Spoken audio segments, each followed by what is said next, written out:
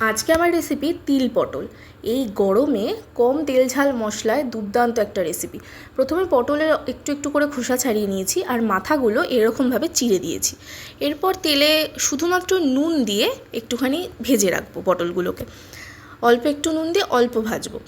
এরপর আমি একটা মিক্সার গ্রাইন্ডার জারে তিল নিয়েছি কিছুটা পরিমাণ মতো, আর কাঁচা পাকা লঙ্কা দিয়ে ভালোভাবে মিহি একটা পেস্ট করে নিয়েছি। ওদিকে পটলগুলো কিছুটা ভাজা হয়ে গেলে ওর মধ্যে তিলটা ডাইরেক্ট ঢেলে দিয়েছি।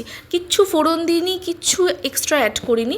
আর তিলের একটা পানসে একটা স্বাদ থাকে, তার জন্য ইউজ করেছি অল্প একটু টমেটো পেস্ট। এতে একটা সুন্দর কালার আসবে আর তিলের পানসে ভাবটাও কেটে যাবে। আর রেগুলার মশলার মধ্যে আমি দিয়েছি নুন শুধুমাত্র, আর পরে একটু জিরে গুঁড়ো অ্যাড করব। মিক্সার ধোয়া জলটা দিয়ে দিলাম, আর তারপর দিয়েছি অল্প একটু দুধটা যখন দেবো ফ্লেমটাকে একদম লো করে নেব, না হলে দুধটা ফেটে যায়। তারপরে দিয়েছি চিনি।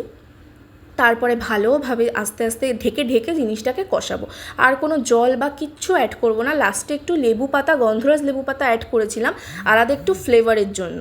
ব্যাস, ট্রাই করে দেখতে পারো, দারুণ লাগবে।